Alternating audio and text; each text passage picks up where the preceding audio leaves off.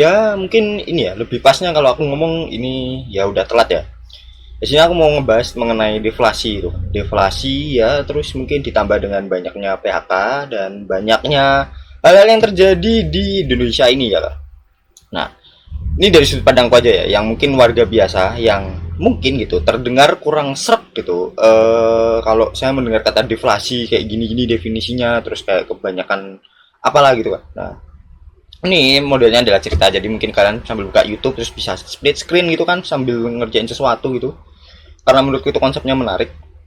Nah, kita mulai dulu ya kan. Dari awal gitu, kalau negara Indonesia ini sedang mengalami keadaan deflasi beberapa bulan berturut-turut gitu kan. Nah, walau topik ini tadi aku ngomong udah banyak yang muncul gitu kan, sama seperti PHK dan beberapa hal lainnya gitu kan. Nah, apakah benar gitu deflasi dan PHK ini ya terjadi di masyarakat gitu dan kalau salah gitu bisa tolong koreksi aja gitu kan atau komen kenapa gitu kalau aku salah atau mungkin bisa dikoreksi dibenerin ya kan supaya lebih jelas aja. Nah, ini itu di pertama kali ya diawali dengan penyatuan visi dan misi terlebih dahulu anjay. Nah, jadi maksudnya adalah deflasi itu kan biasanya ya ibaratnya banyak ya konten kreator yang cuma ngomong aja gitu kalau ya ini deflasi ini penurunan harga barang atau jasa ya kan. Nah, banyak faktor gitu. Nah, tapi mungkin gitu kalau kita sepakat bisa kalau deflasi ini buruk ya kan. Jadi kayak kenapa buruk gitu kan? Contoh gitu ya, ini contoh aja. Mesti kalian sudah sejuta kali mendengar ini gitu kan. Tapi biarlah aku juga ibaratnya menceritakannya ya kan. Itu yang pertama gitu, karena deflasi itu bisa menunda kita membeli suatu barang atau jasa gitu kan. Nah, ketika kita beli contoh kulkas gitu kan, kulkas harganya 1 juta misalkan, ya nggak ada ya, mungkin kulkas harga 1 juta, aku kurang tahu juga. Nah, kalian tahu nih kalau bulan depan ada inflasi ini, jadi harganya mungkin meningkat jadi 1 juta 100 atau 1 juta 200 gitu kan. Terpaksa kita beli tuh, ibaratnya kulkas itu tadi kita beli. Nah, karena apa? Menghindari kerugian yang lebih besar kan, besok harus tombok lagi 100. Nah, dari 1 juta 100 itu gitu kan. Ya, tokonya dapat duit 1 juta 100, kita bisa dapat duit ibaratnya dapat kulkas.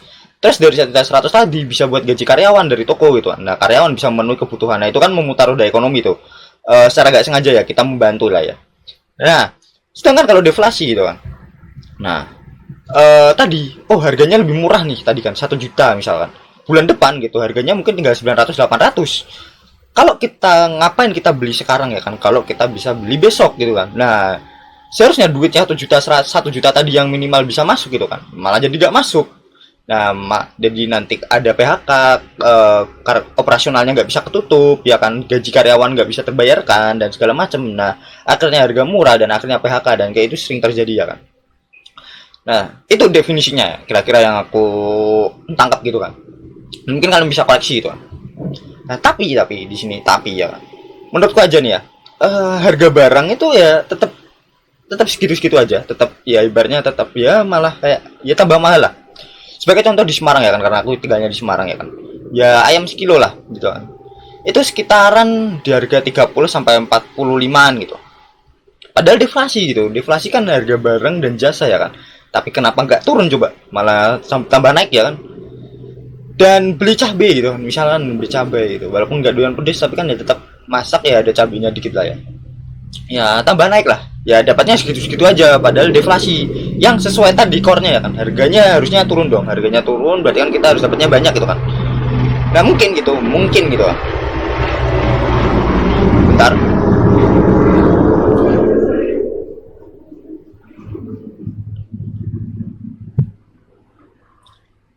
Sorry, tadi ada helikopter gitu kan yang lewat. Nah, terusan gitu. Mungkin karena kita belinya gak langsung dari petani gitu, jadinya harganya murah gitu. Atau mungkin dari pihak kedua, pihak ketiga gitu. Itu pikirku gitu. Karena harganya nggak turun tadi kan, malah naik terus itu. Pertanyaannya mungkin ya kalau kalian mungkin lebih paham bisa chat di kolom komentar aja ya. Ya. Nah, di sini ya sebenarnya ya kalau aku analisis ya kan, secara walaupun aku bukan backgroundnya finansial gitu kan, atau mungkin punya background yang keuangan gitu kan, aku backgroundnya teknik gitu. Dan menurutku pribadi gitu, penyebabnya ada dua ya kan. Nah, yang pertama adalah daya beli dan yang kedua adalah minat beli. Nah, dua ini kayaknya saling berkaitan ya kan. Jadi kebanyakan ngomongnya daya beli, dan menurutku ini dua hal yang berbeda ya. Daya beli dan minat beli itu dua hal yang berbeda. Nah, kita contoh dulu daya beli gitu kan. Nah, ibaratkan kata gitu. Ini contoh, ini yang sekarang lagi yang banyak genset yang ikutan nganggur gitu kan. Dan di sini aku juga akan ngebahas sedikit gitu kan. Nah, ibaratnya cerita lah, curhat dikit gitu. Dari POV ku gimana yang baru fresh graduate Gen Z yang cari kerja gitu kan. Nah, kita bahas dulu dari gaya daya beli. Nah, ibarat gitu, dulu gaji UMR gitu kan. Itu bisa nyicil motor. Ya bisa nyicil rumah, nikah, punya anak, bisa nyekolahin sampai kuliah. Itu dulu ya. Dan itu kayaknya aku merasakan di rumahku sendiri gitu kan. Sekarang gitu kan, gaji UMR itu gaji yang mungkin bisa mencukupi kebutuhan sendiri gitu. Ya kadang tetap nggak bisa survive gitu, walaupun sudah seminimal mungkin nabung. Ya, ya ibaratnya spendnya sedikit lah gitu kan. Karena tadi harga kebutuhan semakin meningkat ya kan, ibaratnya inflasi, ibaratnya harga barangnya semakin meningkat, sedangkan gaji itu nggak meningkat-meningkat juga. Kalau itu meningkat gitu kan, berarti kan cost untuk semuanya juga ibaratnya ya berat lah untuk perusahaan, berbagai perusahaan gitu kan. Nah, karena tadi duit UMR yang kita dapatnya sedikit ya kan, terusan ya pada akhirnya ya minat beli ya turun juga gitu. Contoh gitu, kalau misalkan kita bisa spend untuk kita jajan di kafe atau kita beli jajanan di pinggir jalan gitu kan, ya itu ya nggak sering-sering ya kan. Oh, dapatnya dikit nih, besok aja lah gitu, kapan-kapan aja gitu kan. Atau kita beli baju atau kita beli apa, wah kemarin kayaknya harganya cuma 80.000, sekarang 100.000. Nah, kayaknya harganya semakin mahal dan yang dapat barangnya tuh ya semakin sedikit lah. Ya contohnya, contoh gampangnya adalah dulu gitu permen gitu satu itu 100 perak ya, jadi kalau 500 dapatnya 5 gitu. Nah ya anggap aja gampangnya gitu, sekarang 500 tuh dapatnya 2 sampai 3 aja gitu, kadang 1000 dapatnya 5 doang. Nah kayak gitulah ibaratnya lah ya, semakin sedikit. Nah jadi mikirnya gitu sekarang kayak ngapain beli gitu kan, dapatnya dikit, ngapain beli ya gitu, segitu doang gitu, kayak cuman baju doang gitu. Nah akhirnya menurunnya minat beli gitu yang aku rasain. Dan beberapa teman juga sering ngerasain juga gitu setelah curhat-curhat gitu kan, ya udah mahal dapatnya dikit gitu kan, ya ngapain lagi gitu kan. Dan jangan lupa gitu kan, ada beberapa konsep ya, ini yang baru ya, aku nggak tahu karena aku belum kerja juga. Gaji kita dipotong juga gitu, seperti contohnya tapera bla bla bla dan segala macamnya. Aku nggak ngomong tapera itu jelek dan segala macamnya, tapi ya secara logika gitu kalau aku lihat itu kan dipotong berdasarkan persen ya kan. Jadi kalau gaji kalian ibaratnya mungkin UMR gitu kan, contoh Jakarta 5 juta gitu, ya semakin sedikit lah gitu kan. Jadi semakin kecil semakin sedikit gitu. Nah itu tadi ya kan, jadi udah theoretically karena tadi daya beli dan minat beli turun gitu kan. Sebagai wirausaha ya pasti mikir lah, kalau ini udah spipol nih, antara dia mau survive gitu atau dia mau kayak ingin mengembangkan usaha, kan juga jelas susah ya kan. Pasti dia ingin ibaratnya strategi bisnis lah, strategi bisnis, kasih diskon apa, kasih potongan harga atau gimana, atau turunin harga dan segala macamnya gitu kan.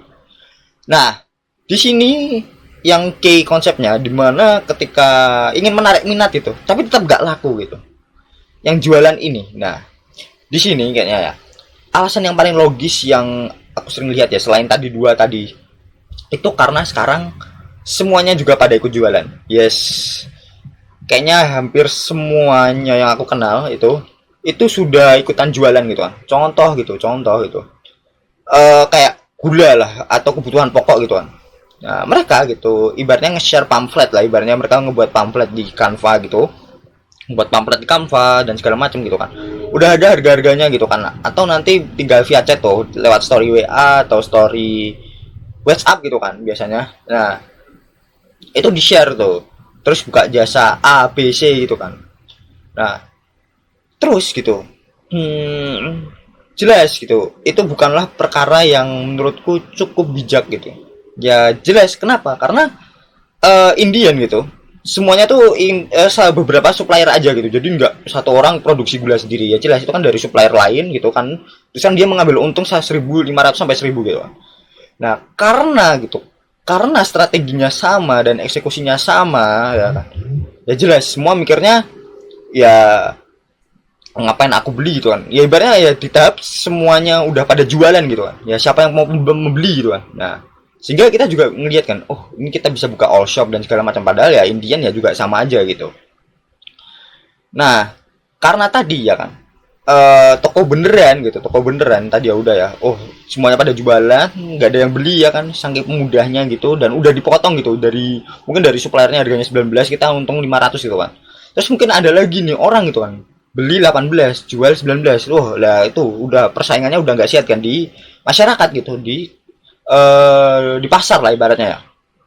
Pada akhirnya toko beneran ya kan, ya atau beberapa pelaku usaha itu gulung tikar masal ya kan, kenapa udah harganya murah nggak laku ya kan, walaupun harganya murah dan laku gitu, itu nggak bakal nutup cost operasional yang seharusnya bisa berjalan long term kalau udah harganya segitu gitu. Nah di sini titik vital yang terjadi ya kan, domino efek yang terjadi, di mana ketika pabrik tutup gitu kan, ya semuanya hengkang gitu kan. Nah di dunia persaingan kerja ini, ya di dunia persaingan kerja gitu, kita mencari kerja gitu kan, yang semulanya udah jelek dan gak sehat gitu, menjadi sangat buruk gitu, ibaratnya yang terburuk lah gitu kan. Semuanya harus bersaing dengan ketat gitu, semuanya bersaing dengan ketat, dan kayak apalagi nih ya, ini dari POV ku sendiri itu, kan baru lulus dari universitas lah ibaratnya ya, fresh graduate lah ibaratnya ya. Nah, sekarang itu modelnya gitu, kalau mungkin aku ngeliat ya kan, itu basically adalah kontrak gitu, jadi gak pegawai tetap lah, kebanyakan lah ya, kebanyakan, aku nggak tahu yang mungkin yang kayak gitu. Nah jadi pegawai tetap, ya gak pegawai tetap ini ibaratnya kalau yang perusahaannya agak gede ya kan, itu kontrak ya ibaratnya. Kenapa itu ya, mungkin salah satu caranya atau salah satu biar gak dapat pesangon lah ibaratnya ya kan, kalau udah enggak gitu mending di terminate gitu, atau di resignin atau di gimanain gitu kan, terus nanti ngerekrut baru gitu kan. Terus yang kedua itu adalah modelnya adalah MT gitu, jadi manajemen trainee. Jadi kita itu yang sering ditawarkan ya di perusahaan-perusahaan juga cukup gede gitu. MT itu ya ibaratnya ya kita belajar sambil kerja gitu kan di perusahaan itu. Nah tapi itu ada beberapa ya perusahaan lah gitu kan, ya ini nggak, aku nggak ngomong perusahaannya, tapi setelah aku cari-cari gitu kan, info-info gitu ibaratnya, belum tentu jadi pegawai tetap juga gitu, walau tulisannya tetap gitu. Karena habis ku baca ibaratnya review-reviewnya gitu kan, perusahaannya gitu, kita tetap memperebutkan kursi kosong itu gitu. Dan di perusahaan itu gitu, kalau misalkan kursi kosongnya nggak ada atau performa kita jelek dan segala macam gitu, ya kita nganggur lagi gitu, kayak ya rugi 2 tahun gitu kan, dan kadang gaji di bawah UMR juga gitu kan. Nah di sini juga unfair gitu kan, ya tadi menghindari pesangon, peningkatan gaji dan sebagainya, mungkin ya bisa dimengerti lah kalau misalkan perusahaan itu juga ingin survive gitu, antara dia ingin nyelamatin beberapa orang doang atau menyelamatin perusahaan yang lebih banyak orangnya gitu kan. Nah kayak gitu gitulah. Bahkan mungkin di tingkatan yang pemula atau entry level gitu kan, nah ini kita membicarakan mengenai ibaratnya syarat mendaftar gitu kan. Syarat mendaftar ini yang aku sering lihat gitu dan sering resapi gitu untuk yang modelan IT gitu kan, karena aku juga paham IT dikit gitu. Nah di sini gitu, untuk yang skill pemula gitu itu dibutuhkan entry level setara level senior gitu. Nah kenapa gitu, mungkin aku terangkan sedikit. Jadi mungkin kalau di Indo gitu persyaratannya mungkin cuman di luar negeri ya, mungkin persyaratannya cuman ada sedikit lah. Kalau Android ya cuman bisa bahasa ini gitu kan, bisa ini ya ibaratnya bisa bahasa misal Dart atau Flutter gitu kan, bisa pakai Dart atau Flutter gitu, bisa mengerti back end apa-apa gitu, udah gitu doang gitu biasanya. Terus bersedia ditempatkan di atau work from office, work from home, dah gitu aja gitu kan, nggak pandang umur, nggak pandang apa, ya mungkin experience pernah ngupload di Playstore ya normal lah kayak gitulah. Sedangkan kalau di Indo gitu kan, yang mobile ya, kita bisa membicarakan mengenai mobile developer ya kan. Ketika mobile developer kita berbicara mengenai bahasa ya kan, bahasanya harus A B, misal tadi ada Flutter ya. Nah yang aneh adalah kita harus bisa bahasa sampingan kayak React, kayak web gitu kan, webnya juga bisa lah, ngapain gitu kan. Terus kan kita harus bisa back endnya juga, back endnya harus ditentuin nih antara Golang, Python dan segala macamnya gitu kan. Harus bisa cloud juga kadang bos. Nah terus minimal 2 tahun 2 tahun. Nah terusan itu ya, terusan kayak ada lagi nih beberapa hal kayak minimal bisa ini bisa itu juga gitu kan, bersedia ditempatkan di mana aja gitu kan. Nah ketika tes gitu kan, memang yang dari luar negeri ini itu cukup sulit, dan aku cukup mengerti gitu kan untuk yang modelnya kan nggak entry level juga gitu yang aku apply itu kan, ibaratnya ya ibaratnya coba-cobalah hoki gitu. Sedangkan yang kalau yang ada di Indo gitu, entry level itu juga skill ngodingnya harus di top tier banget ya kan. Ya mungkin aku kurang tahu ya, kalau aku mindset dari ngoding sendiri itu kan yang penting bisa jalan ya, yang penting bisa jalan. Ya, jadi kayak gitulah. Jadi kayak tinggi banget lah kayak gitulah. Nah, kadang gitu yang magang pun juga kayak gitu ya, kalau aku cari magang ya. Skillnya minimal, levelnya senior itu, skillnya minimal tapi harus minimal level senior itu. Dan sekarang juga ada batas umur ya kan, minimal 30, 25 gitu kan. Nah, terus gitu, yang aku rasain sendiri, yang tadi di PHK tadi ya kan, yang PHK mungkin ada banyak yang closing dan segala macam gitu kan. Nah, kan nganggur tuh, gak punya kerjaan ya kan. Nah, jelas mereka juga ingin kerja lagi ya kan, gak mungkin gak ingin kerja lagi. Sehingga gitu ya, pengalaman dan beberapa hal gitu yang ibaratnya skill-skill dan segala macamnya gitu ya, mereka pasti ya lebih ibaratnya lebih advance lah ibaratnya ya. Nah, itu ya. Sedangkan kalau di mahasiswa sendiri kan biasanya proyek-proyek tertentu ya kan, seperti ya skala kecil dan gak kontinu, kalau udah kelar ya kayak freelance lah ibaratnya, freelance dan dibayar dengan kerja ikhlas lah. Nah, ini ya beberapa yang sering terjadi ketika aku ngelamar gitu. Pada saat tesnya sulitnya nggak ngotak gitu kan, kadang ada tes matematikanya juga, terus ada tes bahasa Inggris dan segala macam. Ya itu menurutku normal ya kan, tapi yang mungkin persyaratan kayak ngoding yang lebih advance banget, padahal untuk yang mungkin sekelas ibaratnya mungkin mohon maaf ya, untuk sekelas startup yang baru buka gitu kan. Ya aku tau lah untuk yang mereka ingin yang terbaik kan, tapi ya mungkin jangan entry level tulisannya lah, minimal lah. Nggak perlu pengalaman kerja, tapi untuk skill yang ngebuatnya itu harus butuh pengalaman kerja dan segala macamnya kan, jadi agak susah lah. Nah, eh terus itu pas interview juga pertanyaan juga aneh-aneh ya kan, kayak bersedia lembur gak, mau sampai jam berapa dan segala macam, cari apa, ditanya loyalitas, terus job desk-nya gimana dan segala macamnya itu, terus nego gaji gitu kan, ketika nego gaji gitu, yang ditawarkan itu adalah rata-rata UMR kurang ya kan, UMR kurang ya, mungkin karena udah ya UMR lah, UMR kurang lah, dan itu pun ya menurutku cukup miris lah ibaratnya, bukan karena aku pilih-pilih ya, tapi karena mungkin job desk-nya banyak, tapi dari gaji itu UMR kurang, jadinya agak kurang fair lah ya untuk kedepannya. Nah mungkin gitu, nah sehingga terjadi pilih-pilih ya kan, terjadi pilih-pilih tadi dan segala macam. Tetap banyak genji yang nganggur ya kan, apalagi ketika tahu gitu kalau job desk-nya selangit dan gajinya kecil gitu kan. Nah ini aku rasain ketika nge-freelance beberapa aplikasi ya kan, males. Nah males ini kayak apaan sih, males banget gitu, karena gajinya kecil tapi job desk-nya seabrek gitu, jadinya kayak males mau ngajutin, males mau ngebenerin dan segala macam. Nah itu yang sering muncul ya kan, sehingga terjadilah resign tadi. Nah sehingga terjadinya resign ya kan, terjadinya resign mendadak kayak dan segala macam, dan mungkin inilah yang dinamakan Genji dicap jelek ya kan, ini dari pengalamanku pribadi aja. Nah nah sehingga gitu, yang kalian kalau ngeliat yang muda-muda ini ya kayak aku ini juga gitu kan. Nah, jadi apa strateginya gitu?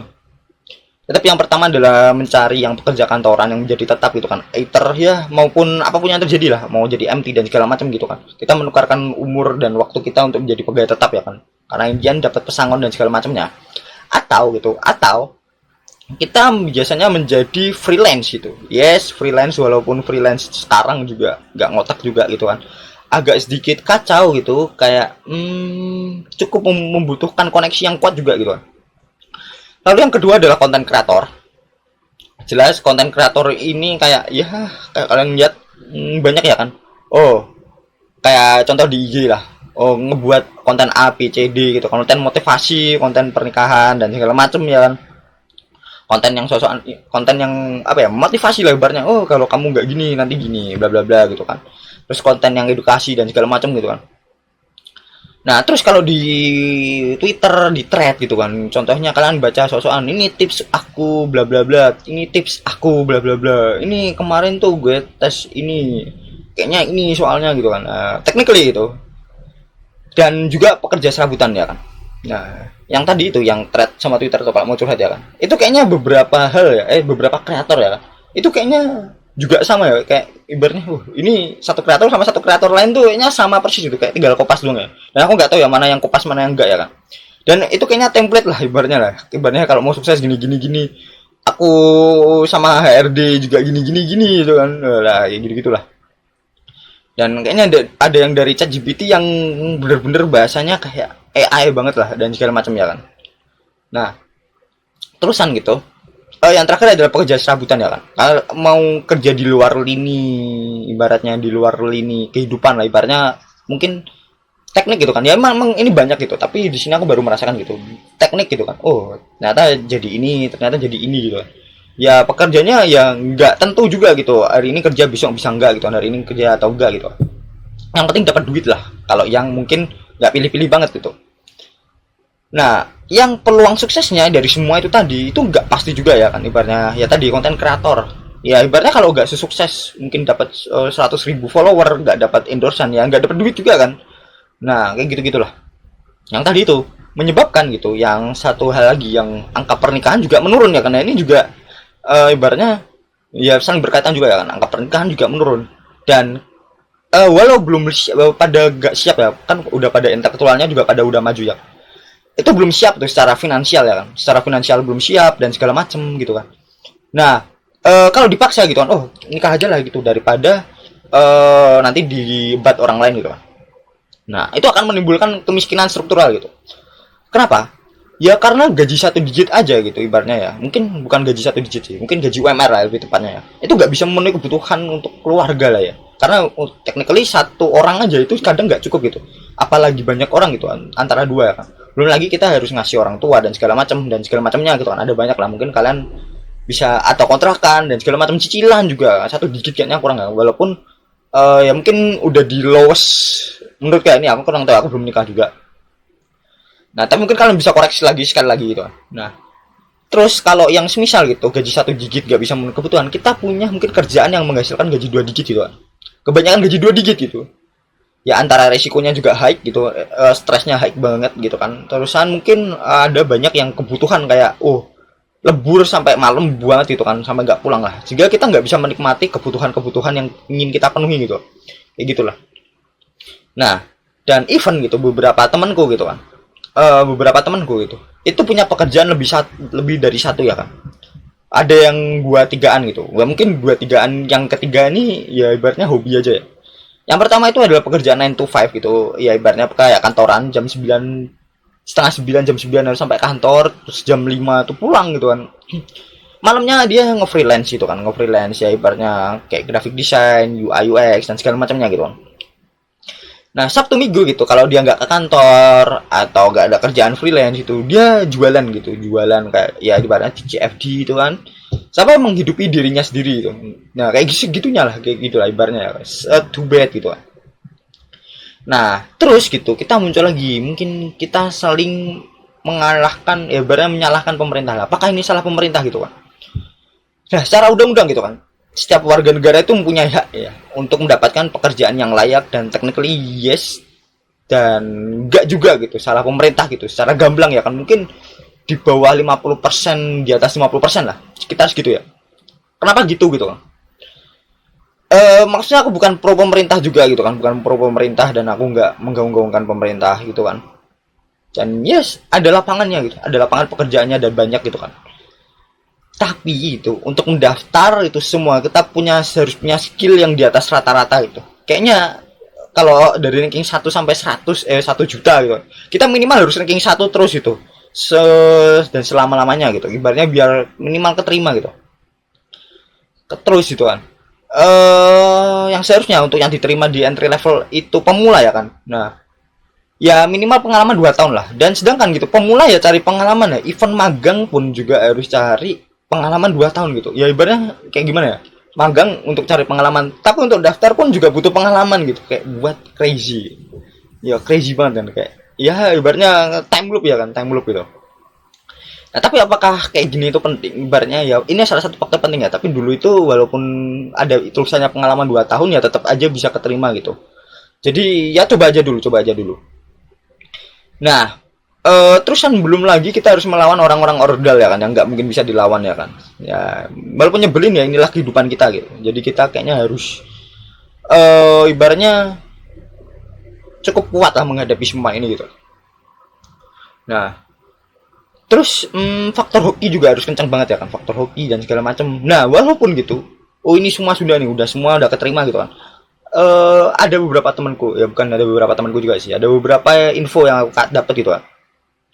saking sulitnya cari kerja gitu kan. Ya ibaratnya ya adalah beberapa orang yang masukin anaknya secara terang-terangan gitu. Dulu kan tertutup ya kan. Oh tiba-tiba masuk, tiba-tiba ini, oh ini dapat rekrutmen internal gitu kan. Nah, sekarang ya akan lihat kan banyak orang tua masukin anaknya, orang tua kerja bareng anak gitu kan dan segala macamnya gitu. Apakah it's worse gitu ataukah ini buruk gitu? Mungkin kalau yang itu tepat gitu kan, ibaratnya backgroundnya tepat gitu, ya mungkin boleh-boleh aja. Tapi kalau nggak tepat dan nggak punya track record yang bagus gitu di masyarakat ya kayaknya bad juga ya kan. Dan yang lain gitu, misalkan oh ini aku udah kerja nih, udah dapat kerjaan gitu kan. Nah kadang tuh kadang nggak janjinya nggak cocok atau nggak sesuai gitu, tiba-tiba resign gitu kan, tiba-tiba datang hari pertama tuh enggak gitu. Nah mending kan gitu, mendingan gitu ditolak di awal gitu daripada kalian nggak datang batal. Itu kan kasihan yang punya usahanya juga gitu. Dan ya mending kesempatannya untuk orang lain aja gitu, mungkin kalian nggak butuh gitu. Nah gitu. Nah itu ya, itu kondisi yang menurutku dari ini banyak faktor ya kan. Terus tapi yang faktor yang paling utama menurutku adalah judi online gitu. Sekali lagi judi online kenapa gitu, ya secara sederhana gitu. Kalau aku ngeliat dari berita sampai ratusan ribuan triliun ya kan, duit yang seharusnya bisa muter ekonomi negara ini gitu kan, ya ibaratnya reliving atau ibaratnya biar gak stres-stres banget negara ini gitu kan, kitanya gitu kan, bisa muter ekonomi negara kita gitu kan, malah muter ekonomi negara lain gitu kan, ya kayak gitu. Nah terusan ya semua yang tidak bekerja tadi gitu kan, yang tidak punya penghasilan menyebabkan transaksi turun gitu kan, ya ibaratnya dengan kata lain duitnya nggak ada. Nah tapi gitu duitnya nggak ada gitu, tapi letaknya di situ, letak ya ibaratnya keanjingannya gitu kan dari semua itu adalah ketika walaupun punya duit banyak gitu, walaupun punya duit gitu, kebanyakan masyarakat itu tahu judi itu dilarang gitu, dan game yang kalian mainkan itu adalah judi gitu ibaratnya, ya ibaratnya yang kalian tahu lah, ibaratnya aplikasi-aplikasi gitu ya, dan bikin rugi tetap dilakuin gitu kan, tetap dilakuin. Dan kayak ya ini sebagai contoh ya kan, sebagai cerita aja gitu, kemarin ya ibaratnya ya nggak 1 minggu yang lalu kan, aku beli siomay ya di depan sebuah taman lah, ibaratnya taman SD lah ibaratnya. Nah itu kan lagi nunggu kan siomaynya kan, dia main slot gitu kan, dia main slot crazy gitu. Nah yang jualan nasi kuning, nasi kucing sorry, itu juga main slot kan. Nah sebenarnya aku juga takut nanya ya kan, karena ya urusan orang gitu kan. Nah, tapi karena judi ini adalah permainan si kaya untuk mendapatkan relasi, transaksi, dan profesi gitu kan. Tapi ini dinikmati oleh si miskin gitu, yang sulit, apalagi yang mindsetnya juga ingin cepat kaya dan selesai sudah semua ini gitu kan, kehidupan di kehidupan ya kan. Jadi dapat duit, depo, nah malah yang diputar adalah ekonomi negara lain gitu kan, dan nggak mungkin menang gitu kan. Nah ini juga hampir semuanya ya kan, hampir semua yang anak muda tuh kayaknya juga sama lah, ibaratnya ingin cepat sukses, cepat financial freedom, karena kita ibaratnya yang jauh tuh mendekat ya di sosial media itu kayaknya cukup berbahaya kan, kita bisa membandingkan diri kita dengan orang lain dan segala macam. Kita ingin cepat sukses lah, cepat sukses, cepat ingin menikmati kehidupan lah ibaratnya ya. Kalau udah tua gak bisa menikmati kehidupan ya kan, kayak gitulah. Nah terusan gitu, sering kali kalian ngomong gitu kan, kerjanya Kominfo dulu ya kan, atau kok bisa sih ini yang Komdiki ya sekarang ya, kok web judul masih ada gitu, web judul masih ada, kok sulit diberantas. Nah terlepas dari SDM-nya ya, terlepas dari SDM-nya yang sering kita ingin berjudi kan, terus terang gitu, kalau dari aku yang dari sisi IT gitu, atau dari sisi website, dari sisi jaringan semuanya gitu kan, sulit sekali itu untuk kita mau ngeblokir yang namanya judi online ini. Nah tetapi ada cara, ya selalu ada cara lah, selalu ada cara gitu untuk bisa mengaksesnya gitu kan. Nah ditambah ya, karena ini adalah ladang basah ya kan dari Indonesia ya, Indonesia ya kan, ibaratnya penyumbang terbesar ya mungkin ya judi online ya. Ibaratnya kalian kalau ibaratnya ya ini kalau jalan ke A gitu, kalian mau dapat duit di A, tempat kerja A lah ibaratnya ya, kalian mau lewat jalan A juga gitu, keblokir, diperbaiki, apakah kalian akan diem gitu, nggak usah kerja lah gitu, masih kan kalian kan juga muter kan, ibaratnya cari rute lain gimana cara kalian tetap bisa ngakses tempat A itulah, ibaratnya kayak gitulah. Nah nggak akan lah, tetap bertindak mereka supaya dapat duit lagi gitu kan. Nah dan mungkin ini ya contohnya gitu, contohnya aja kalau kalian mengira itu, contohnya kayak yang modelan Ya, contoh ini diblokir ya kan, website diblokir gitu.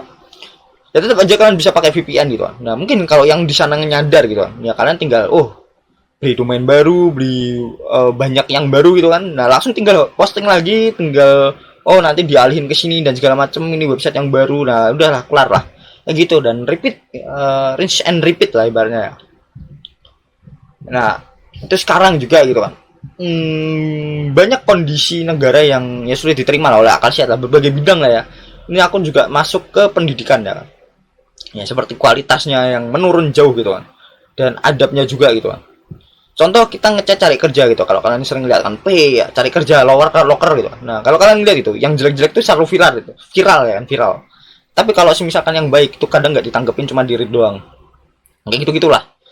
Nah, itu juga miris loh. Sebenarnya nggak dijawab atau gimana kayak, tapi kalau yang jelek langsung viral sedikit gitu kan. Nah, supaya kita nggak niru gitu. Tapi padahal juga yang di sononya itu juga kadang salah juga gitu. Tapi kita nggak bisa ngeliat dari kedua sisinya karena udah terpacu dari emosinya juga gitu. Nah, dari kondisi yang pendidikan juga menurun ya kan, kalau kalian ngeliat, seperti pengetahuan umum singkatan apa bla bla bla itu nggak tahu dan segala macamnya gitu. Nah, mesti kalian mikir menuju Indonesia cemas gitu kan. Padahal Indonesia emas itu masih jauh ya.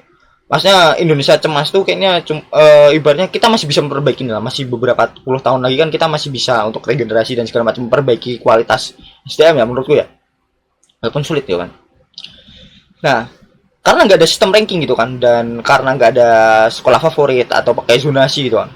Nah, alih-alih semangat belajar ya itu jadi malas gitu. Nah, karena yang pinter serasa nggak guna gitu. Wah, yang paling ya, yang penting rumah deket dan segala macam ya. Dulu aku juga ya daftar SMA gitu. Banyak yang memakai surat miskin gitu kan. Nah, oke gitu. Aku nggak nyalain kalau yang dia miskin beneran gitu kan. Tapi masalah aku maklum banget dan aku ngalah tuh nggak apa-apa gitu. Tapi dulu tuh semuanya yang daftar tuh pakai surat miskin, kayak gila banget. Ini semua miskin apa gimana gitu kan. Nah, terus ya mending dari SMP bukan nggak jadi pinter aja, mending jadi miskin ya kan, langsung keterima. Itu mindsetku dulu pas SMA, mendaftar SMA 2017an ya, yang nggak seviral sekarang gitu kan. Kayak crazy gitu. Hampir semuanya daftar dan nggak sedi apa ya namanya. Kalau sekarang kan dikotain ya kan. Kalau dulu tuh nggak, ya, 2017 dan sekarang ya untungnya gitu aku tetap tidak menyerah itu dan berhasil lulus dari salah satu universitas lah yang cukup terkenal gitu kan. Nah, terusan gitu mungkin kepada nyalahin Merdeka Belajar gitu kan, Merdeka Belajar. Nah, Merdeka Belajar ini menurutku lebih cocok untuk yang kelasnya mahasiswa ya, kelasnya mahasiswa yang udah ada tanggung jawab dan segala macamnya.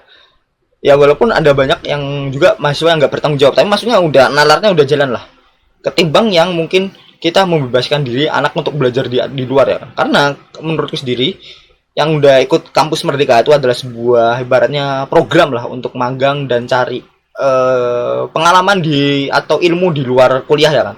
Nah, aku ikut itu 2 kali dan cukup berguna lah. Dan sini aku menganggap kampus Merdeka itu untuk taraf mahasiswa itu udah benar-benar cocok karena ya tadi kita udah tahu dasarnya gitu kan, udah tahu dasarnya. Terus kita ketambahan ilmu lain ya yang selain dari ilmu yang kita miliki gitu, yang wajib kita pelajari lah ibaratnya berdasarkan ilmu ya. Sehingga kita menimbulkan kreativitas gitu, menimbulkan kreativitas, kita bisa kayak membuat sesuatu yang baru atau sesuatu yang berguna di masyarakat itu. Tapi Indian gitu karena disalahgunakan ya kan, nggak masuk aja bisa lulus gitu, nggak bisa tambah-tambahan pengurangan bisa lulus gitu kan, karena mereka menganggap ya mungkin aja ini dari POV pribadi ya, mungkin kalian bisa koreksi lagi sekali lagi gitu kan kalau aku salah gitu. Itu kalau misalkan apa ya, nggak cocok dikit gitu kan, nggak cocok dikit gitu ya, penting naik kelas lah kan ya, karena dia belajar dari luar gitu, nggak paham tapi belajar dari luar itu kan. Nah jadinya hasilnya aur-auran gitu. Nah itulah yang aku rasakan sekarang, yang aku lihat itu nggak ada semangat, nggak ada tekanan jadinya. Ya mungkin orang ngomong ya kesehatan mental dan segala macam, justru menurutku kita berkembang di situasi yang sulit ya kan. Contoh gitu, kalau kita berkembang cuman bertahap sedikit gitu kan ibaratnya ya. Nah sedangkan yang satu lagi itu udah di pressure habis-habisan lah ibaratnya. Pasti yang menurutku agak sedikit meningkat yang pressure habis-habisan, karena berlian itu hasil dari tekanan dari berbagai sisi ya kan, sedangkan arang itu nggak ditekan sama sekali ya, kualitasnya beda, terus keindahannya juga berbeda ya kan. Nah kayak gitulah. Nah dunia ini tuh memang sangat kejam ya kan. Nah selama ada impian di dunia ini gitu, harapan juga akan selalu hidup. Nah kita berjuang bukan karena semuanya akan mudah ya kan, tapi kita percaya bahwa impian ini bisa mengubah kenyataan gitu. Nah, maksudnya gimana gitu? Ya, karena kita berharap kita bisa kerja di A, kita bisa bekerja di perusahaan B, kita mau punya pasangan yang kayak gini, 2 digit dan segala macam gitu kan. Alih-alih kita menyalahkan keadaan gitu, kita ya ada beberapa lah kayak, oh, kalau misalkan gitu, ibaratnya kita nggak punya orang tua yang kaya gitu kan, nah, ibaratnya nih ya. Nah, mungkin akan sulit untuk sukses gitu. Itu adalah salah satu hal yang mungkin gitu aku rasakan sekarang ya kan. Ya bukan aku nggak bersyukur ya kan, tapi ini aku ngelihat dari POV luar gitu. Aku selalu bersyukur dengan kehidupanku ya. Sampai sekarang itu lagi cari kerja juga, tapi ya nggak semenyalahkan keadaan gitu ya kan. Aku menyadari kalau ya mungkin skill dan segala macamnya juga kurang gitu kan. Timingnya juga kurang tepat gitu. Karena aku ngomong timing is the key gitu. Kayak gitulah itu. Kalau kita punya ibarnya ya, orang tua yang punya uang infinite gitu kan, pasti kebanyakan pasti udah sukses dari dulu lah, ibaratnya nggak khawatir dan segala macamnya kan. Dan sekarang apakah cerdas nggak diperlukan juga ya kan? Nah, apakah sekarang pintar itu nggak diperlukan ya kan? Yang penting punya orang tua sukses, kaya, dah kelar gitu kan. Nah, walaupun gitu, yang miskin pintar gitu kan, akan sulit juga akan memberantas kemiskinan gitu kan. Nah, di sini kenapa aku berbicara seperti itu? Pintar aja gak cukup sekarang gitu kan? Karena kalian lihat gitu, ya mungkin trendset board lah yang nari-nari itu di Jawa Timur gitu kan. Indian gitu, Indian, kita bisa menganggap gitu. Yang penting adalah kreatif gitu kan. Yang penting adalah kreatif. Terlepas dari beberapa stigma negatif yang muncul gitu kan. Tapi kita bisa pelajari kalau pintar aja gak cukup, tapi harus kreatif gitu kan. Kreatif supaya orang tertarik melihat gitu kan. Orang tertarik melihat, oh. Nah, ketika satu orang udah sukses gitu kan, satu orang udah sukses dalam bidang kayak gitu, pasti semua orang akan niru gitu, meniru. Nah, tapi memang yang asli itu harus beradaptasi itu kan. Sampai satu kampung itu nari-nari aja kayaknya. Dan penghasilannya lebih dari 2 digit, lebih 2 digit lah, 2 digit lah ya. Dan sangat-sangat menurutku pintar aja gak cukup ya, harus kreatif itu. Nah, menurutku gitu, kita dari semua ini yang menurutku bisa ditutup dengan quote yang sangat sesuai ya menurutku di hari ini dari Eren Attack on Titan gitu. Kalau kita menang berarti kita hidup gitu. Kalau kita kalah ya kita mati gitu. Tapi kalau nggak berjuang ya nggak bisa menang. Nah, kayak gitulah. Jadi mungkin dari semua itu tadi kalian mungkin bisa melihat sekarang dari semua yang aku ceritakan itu adalah sebuah spiral deflasi dan perekonomian yang susut itu kan. Mungkin kalian bisa searching aja di Google. Dan kalau nggak sesuai sekali lagi atau nggak sesuai ya ibaratnya ya nggak sesuai ya bisa kalian koreksi di kolom komentar atau tambahin informasi yang mungkin berguna gitu. Aku sering baca ya kan, kenapa, karena ya yang komen sedikit gitu kan. Terusan yang kedua adalah nggak bermaksud menyinggung pihak manapun gitu, ibaratnya cuma mau sharing-sharing aja gitu kan. Nah, tapi mungkin kalau kalian tersinggung jujur aja saya mohon maaf sekali gitu. Nggak bermaksud sekali lagi untuk menyinggung pihak-pihak lain gitu. Dan mungkin itu, makasih.